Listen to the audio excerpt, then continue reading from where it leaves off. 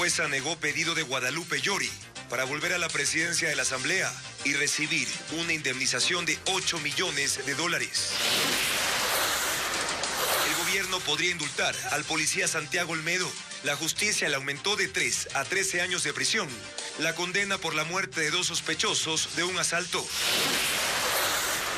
La Contraloría emite informe sobre irregularidades en la construcción de unidades educativas del Milenio y réplicas, en las que se invirtieron más de $380 millones. 3 policías en servicio activo son investigados por el asesinato y robo a un hombre en Cuenca. Videos de seguridad captaron a los uniformados saliendo de la casa de la víctima. Bandas narco estarían detrás del crimen de un agente de inteligencia naval en Manabí. El uniformado trabajaba en investigaciones conjuntas con Estados Unidos. ¿Qué tal, amigos? Bienvenidos a Televistazo este viernes 26 de agosto. Arrancamos con lo más destacado de este día. Niegan la acción de protección con la que Guadalupe Llori pretendía volver al cargo de presidenta de la Asamblea Nacional, además de una indemnización de $8 millones. La jueza del caso determinó que no se violaron sus derechos constitucionales. Nos informa Jacqueline Rodas. Se trunca la pretensión de Guadalupe Llori. Aspiraba a volver a la presidencia de la Asamblea y una indemnización de más de $8 millones. Pero esta tarde la jueza Patricia Ramírez rechazó la acción de protección presentada por la legisladora. Determinó que no se le vulneró ningún derecho constitucional en el informe de la Comisión Pluripartidista que recomendó su destitución al Pleno de la Asamblea. El abogado de Llori apelará el fallo. Yo creo que la resolución de hoy fue totalmente inmotivada. Ni siquiera trató todos los puntos que nosotros pusimos dentro de nuestra acción de protección. Nosotros hemos presentado la correspondiente apelación ante el juez de alzada para hacer valer los derechos ante la Corte Provincial. Los asambleístas demandados piden a Llori que deje de usar el sistema de justicia para intentar volver a la presidencia. Esa acción de protección propuesta por la expresidenta de la Asamblea, Llori, no tenía pies ni cabeza y finalmente la jueza constitucional nos ha dado la razón. Que se dedica a trabajar la asambleísta Llori. Solo se pasa con su celular, ahí nomás no sé qué haciendo, pero que trabaje y que nos deje trabajar también, porque esto nos quita tiempo a todos. Esta es la cuarta acción de este tipo que interpone Guadalupe Llori, quien fue destituida en mayo pasado con 81 votos. Desde entonces la reemplaza Virgilio Saquicela.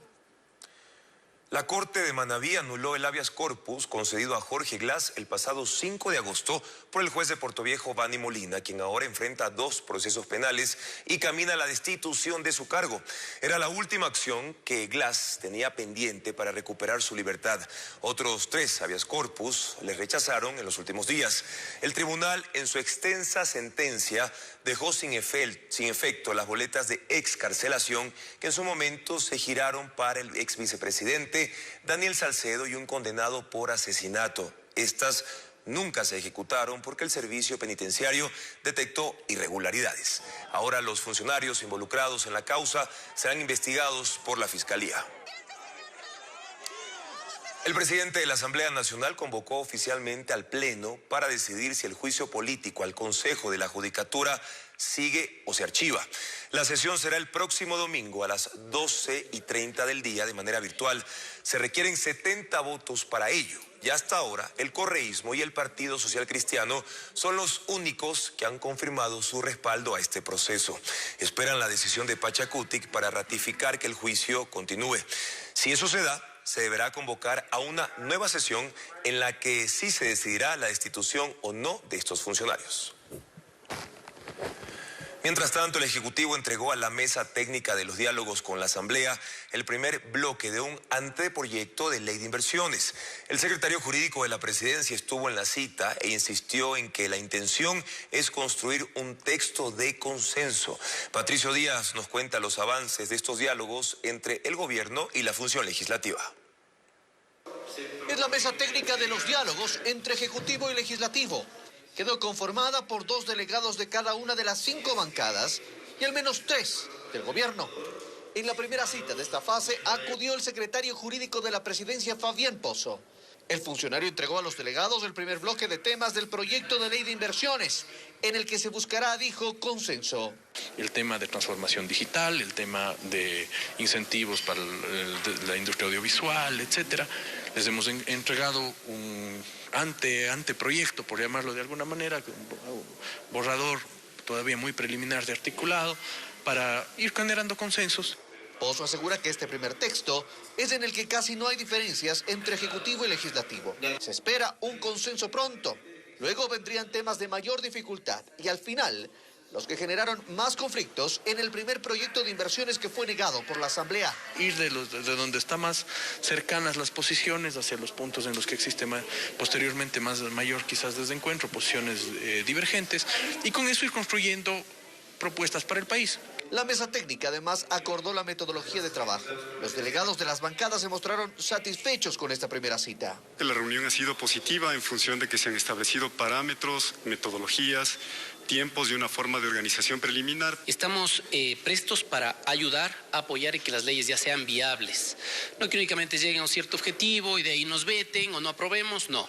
Ellos se reunirán cada viernes para avanzar en el proyecto. Mientras tanto, el próximo lunes será la primera cita de otra mesa, la política, conformada por legisladores y el ministro de Gobierno. Y definir al menos entre 3 y 5 puntos que puedan ser los primeros que avancemos desde un diálogo político entre el Ejecutivo y el Legislativo. La ley de inversiones es quizás el primer punto inicial y ese paso que estamos dando de consenso. No se han puesto plazos para la generación de los textos ni los acuerdos. Se espera que en las próximas citas se apruebe un cronograma. El gobierno rechazó el fallo judicial que genera polémica en el país. La Sala Penal de la Corte Provincial de Justicia de Chimborazo aceptó la apelación de la Fiscalía e incrementó de 3 a 13 años de prisión la pena contra el policía Santiago Olmedo, sentenciado por la muerte de 2 delincuentes. El presidente Guillermo Lasso indultaría al policía una vez que se ejecutaría la sentencia. Paul Romero con el informe. En junio de 2021, el policía Santiago Olmedo abatió a 2 delincuentes que robaron a un menor de edad en Riobamba. Fue un caso que conmocionó al país y generó mucha discusión. En enero de este año, Olmedo fue condenado a 3 años 4 meses de prisión por extralimitación de la fuerza. La Fiscalía apeló el fallo y este jueves el Tribunal Penal de Chimborazo le incrementó al máximo de la pena, 13 años. Indignados por esta resolución que han tomado las autoridades judiciales en mi caso. No nos esperábamos para nada este fallo en contra de Santiago Olmedo y en contra de la ciudadanía. Yo tuve la convicción de actuar y hoy por hoy se tiene libre y circulando por nuestro querido país, pues al menor de edad que se salvó la vida. Durante el proceso judicial, la Fiscalía presentó varios elementos que probarían la culpabilidad de Olmedo. Su prueba no fue presentada. Lo que es más, reitero, posteriormente se acogió al derecho al silencio parcial. Ni Fiscalía ni la acusación particular pudimos contraexaminar. La sentencia al policía fue rechazada por el presidente Guillermo Lasso, quien escribió en Twitter: la injusta condena a Santiago Olmedo debe ser conocida por la Corte Nacional de Justicia en casación. Confío que será revertida. Ratifico mi voluntad de indultar a los policías injustamente condenados por cumplir con su deber. Siempre respaldaremos a quienes defienden el Ecuador. El ministro del Interior, Patricio Carrillo, señaló que apelarán el fallo judicial para llegar hasta la última instancia. Creemos que hay un sesgo porque no se valora la excepcionalidad. El policía sale todos los días a hacer su trabajo en protección, en tutela de libertades y derechos de los ciudadanos. No sale a atacar. Y si se topa con circunstancias como esta, le corresponde hacer uso progresivo de la fuerza. El tema es que hay que interrumpir un delito que potencialmente se estaba desarrollando y que podía afectar la vida también de terceros que fueron las que se salvaron. En caso de ratificarse la sentencia en casación, el gobierno indultaría a Olmedo. El presidente lo ha anunciado desde el inicio y esa es una posibilidad. Nosotros simplemente valoraremos la posibilidad de continuar hasta casación o simplemente acogernos y solicitar el indulto al presidente. Santiago Olmedo está en servicio activo en la Policía Nacional. La institución se encargó de la defensa durante el juicio. El incumplimiento de los términos contractuales y falencias en los desembolsos de recursos fueron los problemas más recurrentes en la construcción de unidades educativas del milenio, réplicas y provisionales, efectuadas entre los años 2009 y 2020. Lo señala un reporte de la Contraloría con base en 23 informes aprobados. Fabiola Santana con los detalles. La Contraloría General del Estado aún cuestiona la ejecución de algunas obras símbolo del gobierno de la Revolución Ciudadana, las unidades educativas del Milenio, réplicas y provisionales. Sobre la construcción de 10 de ellas entre 2009 y 2020, elaboró previamente 23 informes en los que identificó 271 irregularidades. 2 de los denominadores comunes tienen que ver con el incumplimiento de los términos contractuales y falencias en los desembolsos de los recursos. Solo en estas obras cuestionadas se manejaron recursos por $385.500.000. De allí que se debe sancionar a los responsables, dijo el coordinador de la Comisión Anticorrupción. Viene la otra parte, pues ¿quién manejó mal los fondos? Por favor, díganos. Y díganle al país y cuéntenle a la Fiscalía para que los trámites de búsqueda de estos recursos avancen de manera acelerada. El reporte de control público emitido este viernes señaló que en muchos casos se utilizaron materiales distintos a los establecidos en los contratos, se inobservaron los planos y diseños constructivos, hubo incumplimiento de cronogramas y retrasos injustificados, se empleó personal que no cumplía el perfil para las obras, se efectuaron pagos sin constatar la obra y por trabajos duplicados, entre otros. Que además fueron inconsultamente algunas de ellas construidas y ubicadas en zonas que no correspondían. Y en el Ecuador lo que se exige es sanción a los responsables. Entre las entidades contratantes están el Ministerio de Educación, Obras Públicas, Servicio de Contratación de Obras, Empresa Pública Ecuador Estratégico y gobiernos autónomos. La Contraloría aún analiza responsabilidades civiles sobre los funcionarios de ese entonces.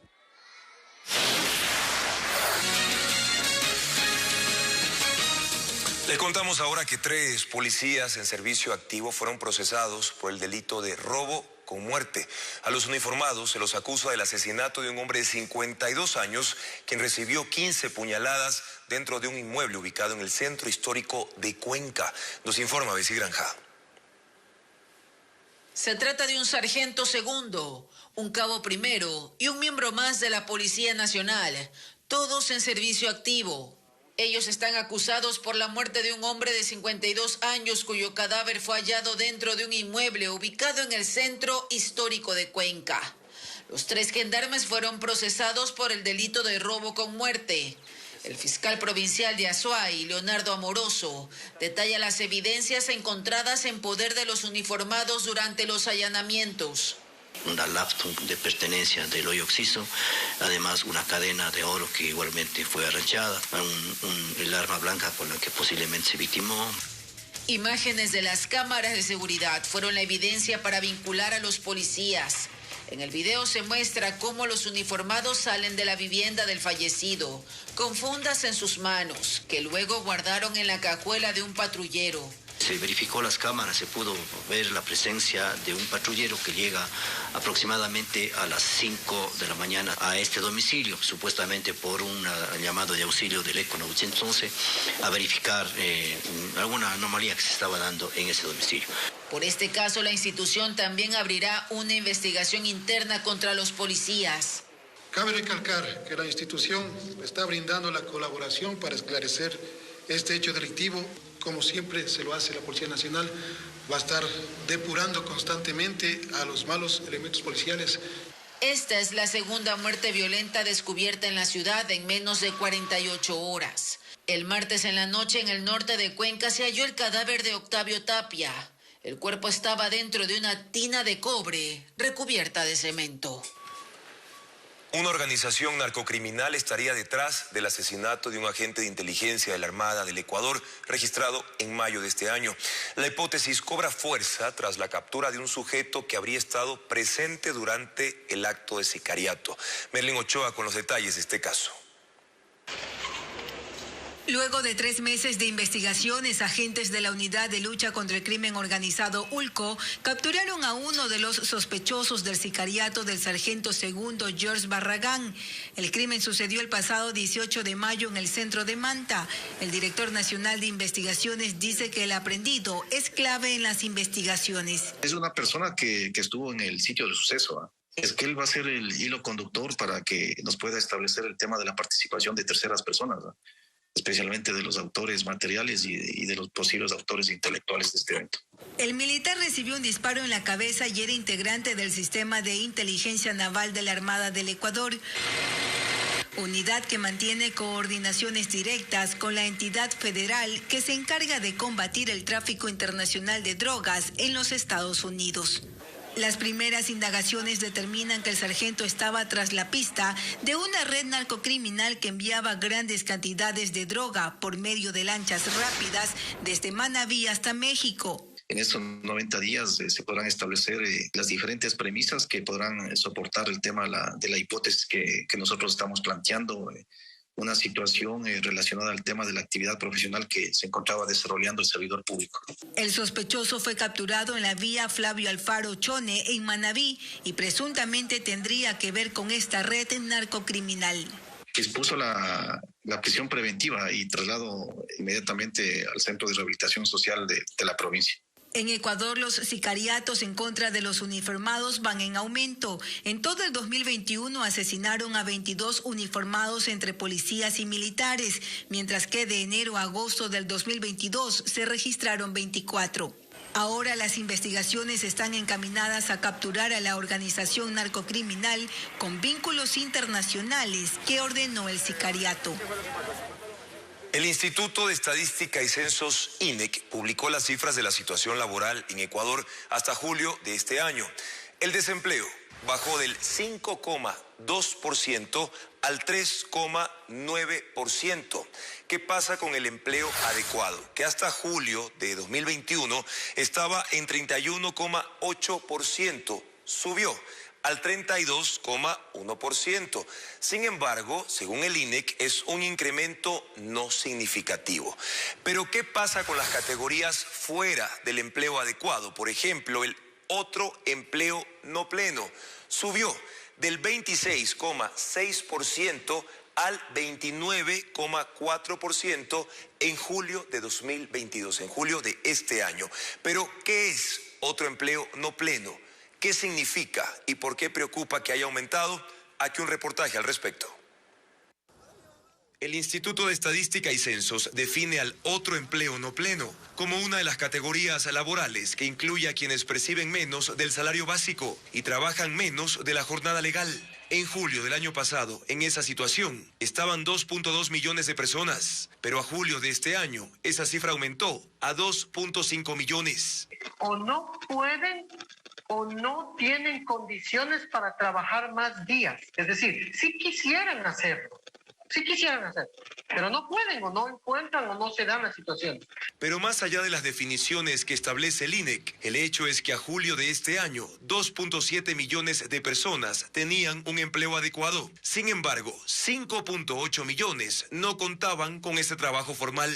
Trabajadores que no tienen lo que serían condiciones para un trabajo digno.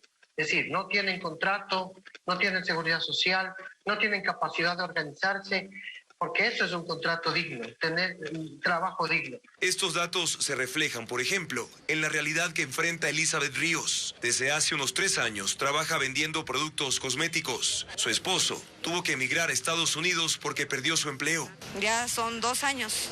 2 años. Sí, que ya se fue. Inclusive nosotros pensamos, queremos irnos todos para allá, porque aquí verdaderamente no vemos futuro. También conversamos con Mauricio García. Lleva 2 años buscando trabajo en el área de comunicación. Sus padres lo ayudan económicamente, pero también consigue uno que otro empleo temporal, que según cuenta, no es igual a uno formal. Para conseguir trabajar dentro de lo que me gradué estaba súper difícil, la situación súper dura. ¿Y te has afiliado voluntariamente al Seguro Social, por ejemplo, o no? He querido, pero no, porque necesito un poco más de ingreso para sentirme seguro y hacerlo. Sobre los datos de empleo recientemente publicados por el INEC, se refirió el presidente Guillermo Lasso. Que la cifra de desempleo en el Ecuador ha bajado de 5.2% al 3,9%. Sin embargo, hasta el momento no se conoce cuándo estarían listas las reformas al Código de Trabajo, la esperanza de muchos para conseguir un empleo adecuado. Al volver de la pausa en Televistazo, les contaremos que la NASA cuenta las horas para el lanzamiento del primer cohete del programa Artemis. Es una primera prueba previo al retorno del hombre a la Luna.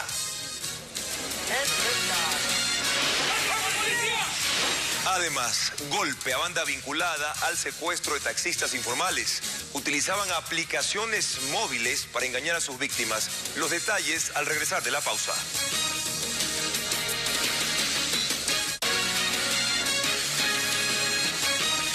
Más noticias para ustedes. La policía capturó a un grupo de delincuentes que utilizaba aplicaciones móviles de taxis para asaltar y secuestrar a los choferes. Entre los detenidos hay un menor de edad, como nos explica Diego Cuenca. La policía allanó 7 viviendas en el sector de sociovivienda, en el noroeste de Guayaquil. En el operativo capturó a miembros de una banda delictiva. Los detenidos son 5, entre ellos un menor de edad que fue aislado. 3 de los 5 aprendidos tienen varias capturas por robo, por tenencia ilegal de sustancias sujetas a fiscalización, por tentativa de asesinato, por asesinato, y pues encontramos también municiones y droga. El grupo de delincuentes utilizaba aplicaciones móviles para solicitar taxis informales. Fingían ser clientes, pero cuando el chofer iba a recoger a los supuestos pasajeros, con armas le robaban sus pertenencias y luego los secuestraban. Los secuestraban por el lapso de 5 y 8 horas respectivamente. Después le robaban sus carteras, sus billeteras, también le robaban el dinero que tenían en las diferentes tarjetas de crédito. Y de una vez que ellos negociaban con los familiares la devolución de los vehículos, pedían entre $3,000 y $5,000. Sociovivienda 2 es un barrio donde viven al menos 30,000 personas. Uno de los sectores más peligrosos de la urbe. Y la policía lo señala como una guarida de secuestradores para esconder a sus víctimas. Este caso alarma a las autoridades por la participación de niños y adolescentes en actos delictivos que incluso tienen relación con el tráfico de drogas.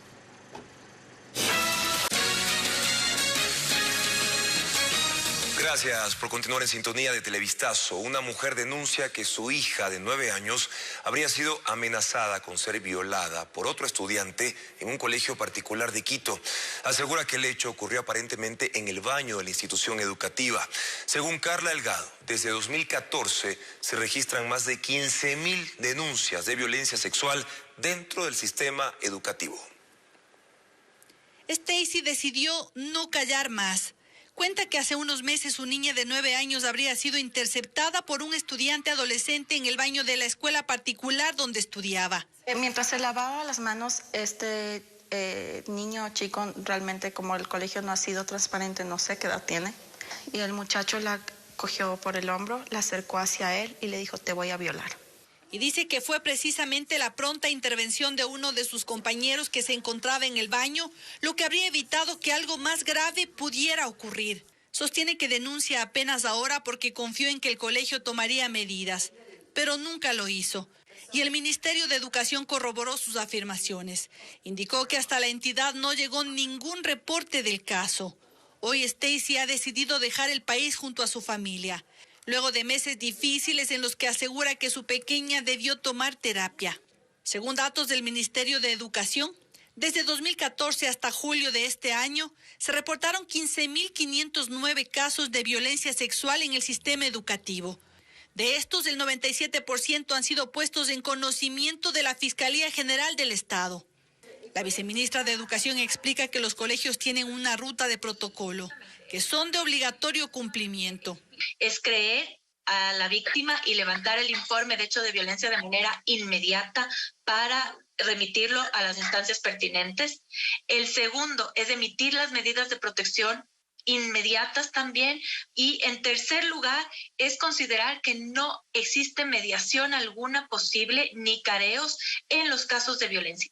Y afirmó que al momento ya se ha pedido al plantel el levantamiento de un informe con el que se determinarán responsabilidades. Buscamos a las autoridades del plantel, las que no respondieron nuestros mensajes. Sin embargo, luego de que el caso se hiciera público, habrían ofrecido a los padres separar de la escuela a varias autoridades.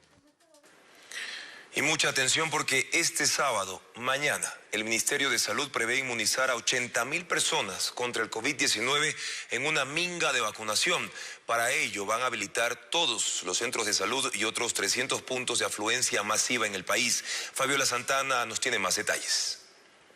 El Ministerio de Salud aún debe inmunizar a cerca de 4 millones de personas en los próximos 35 días para alcanzar la meta de colocar la primera dosis de refuerzo al 90% de la población mayor a 12 años hasta el 30 de septiembre. El objetivo está lejos de cumplirse, pues en los vacunatorios la demanda es baja y lo reconocen los propios usuarios. Es muy bueno que se tome la iniciativa de poder tratar de vacunar a la mayor parte de personas.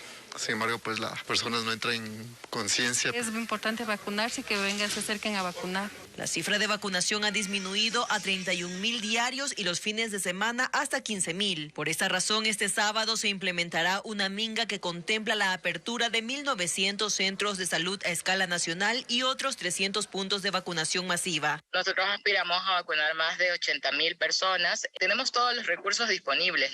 Falta lo más importante, que la ciudadanía se motive, que la ciudadanía se sensibilice y se acerque a los puntos de vacunación. También se priorizarán a niños entre 3 y 11 años que aún no tengan el esquema completo de vacunación. Pues en los niños de 3 a 4 años nuestra cobertura de esquema completo está en 22% y en los niños de 5 a 11 años nuestra cobertura está en el 72%. Se abrirán centros comerciales, mercados, supermercados, terminales terrestres y unidades educativas. Desde esta tarde se publicarán todos los puntos en la web y redes sociales del Ministerio de Salud. Y antes de finalizar este espacio informativo, les contamos que 4 premios Nobel de Medicina y Química visitan Guayaquil. Los científicos recorren la ciudad y participaron en eventos académicos en los que recomendaron apostarle con firmeza a la investigación y a la ciencia como herramientas fundamentales para el desarrollo. 4 premios Nobel visitan Guayaquil. Se trata de Erwin Neher, Premio Nobel de Medicina en 1991. Richard Roberts, Premio Nobel de Medicina en 1993. Aaron C. Canover y Richard Royce, Premios Nobel de Química en 2004 y 2005. Ellos, que son mentes brillantes, que han llegado a trascender precisamente por sus investigaciones, vengan a compartir sus experiencias con los estudiantes, sobre todo con los jóvenes, porque también es para maestros, rectores y vicerrectores de las diferentes universidades y colegios. Los académicos fueron declarados huéspedes ilustres de la ciudad y participaron de eventos en los que tuvieron contacto con jóvenes y maestros. Contaban que no hay desarrollo sin impulso a la ciencia y que eso debe comenzar lo más temprano posible. Tienes que empezar temprano, darle facilidades a los niños. Recuerdo que tenía 8 años cuando recibí mi primer microscopio. Mis padres y hermanos me incentivaron a aproximarme a las ciencias. Se tiene que aprovechar que los niños son curiosos y flexibles. Hay que asegurarse de que haya buenos programas de ciencia en la televisión, que se construyan programas de calidad dirigidos a los niños. Eso atrae su curiosidad, despierta aún más su interés y ellos deben ser complementados en las escuelas. Sin embargo, reconocen que esa fórmula es difícil de aplicar en países donde los niveles de pobreza abocan a la población hacia la supervivencia y no precisamente al desarrollo de sus destrezas o aficiones. Los gobiernos deben contar con programas de salud, de educación primaria, de atención a las personas, porque es complejo que una familia donde hay desempleo y hambre se pueda dar el lujo de pensar en otras cosas. Hay que atender primero lo fundamental. Los niños no tienen que preocuparse de otra cosa que no sea aprender. Ellos necesitan vivir tranquilos primero para poder desarrollar sus talentos. En la Escuela Politécnica del Litoral, los premios Nobel participaron de un evento en el que disertaron sobre cómo aportar al mundo a través de la ciencia y coincidieron en que es necesario un trabajo integrado del gobierno y la sociedad en su conjunto para construir un ecosistema que permita el desarrollo de la investigación. Y con esta información nos despedimos. Mañana seguimos con más noticias actualizadas a partir de las 7 de la noche. Un buen fin de semana.